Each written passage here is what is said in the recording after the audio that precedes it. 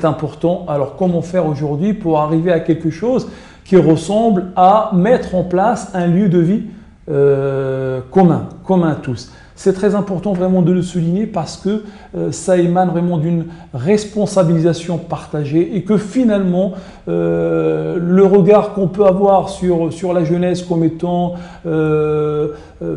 prompte à la consommation immédiate et prompte à une espèce d'écocentrisme, c'est pas tout à fait vrai, hein. Là on l'a testé, en tant qu'enseignant je le teste tous les jours, mais sur cette question sur la question de ce quartier-là, c'est quelque chose qu'on teste et qu'on éprouve effectivement et qui démontre qu'il y a une responsabilité, une prise de responsabilité de la part de la jeunesse.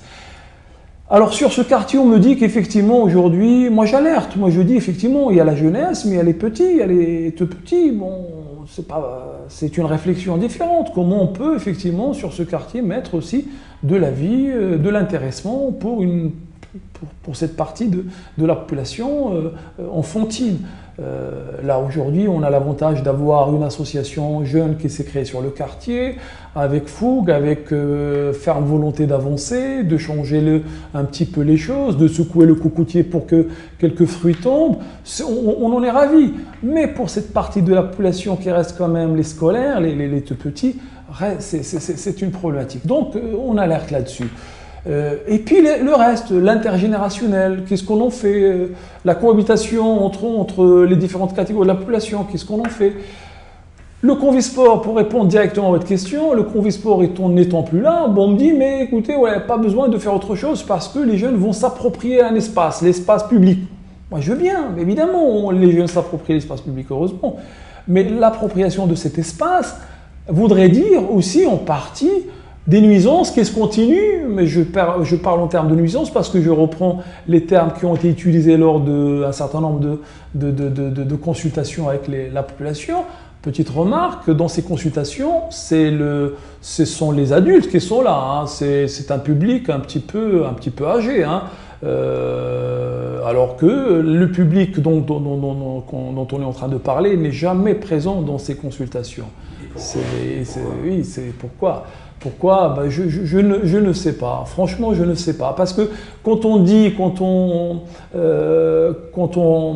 réplique aux jeunes qui disent « mais nous, on ne savait pas », on dit « mais on a affiché, on a écrit sur le journal municipal, etc. » Mais on ne lit pas. Ben, oui, mais c'est un constat de base. On fait avec. Maintenant, il faut qu'il y ait une autre forme de communication, beaucoup plus au corps à corps. Je vous dis, je m'entends très bien. Et d'ailleurs, j'ai l'occasion souvent de discuter avec des jeunes. On m'entend très bien avec eux, qu'ils soient noirs, qu'ils soient arabes ou qu'ils soient français.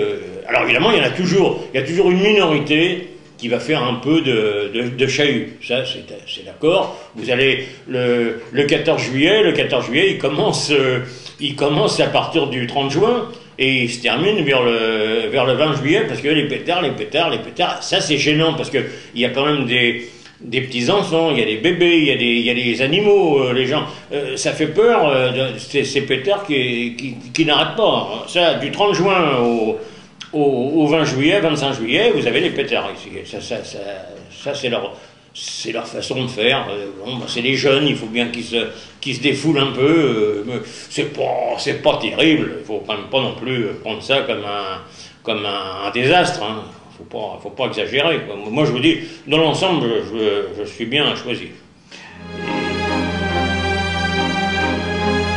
Faire ce choix offensif de libérer tout l'imaginaire dans cette ville, c'est la grande question de la mutation à venir. Nous ne sommes pas simplement une réalité sociale, économique. Évidemment, il ne faut pas négliger cette réalité, mais notre défaut, ça n'est pas de négliger cette réalité. Notre défaut, c'est de ne prendre en compte aucune autre réalité. Et la toute première, à mon goût, à mon avis, c'est la réalité imaginaire. Ce continent dont je redis, il constitue 90% de l'individu, il constitue 90% de cette ville. Il est inexploré, il est grand temps pour l'avenir de notre ville d'y camper hardiment et d'y mettre les deux pieds.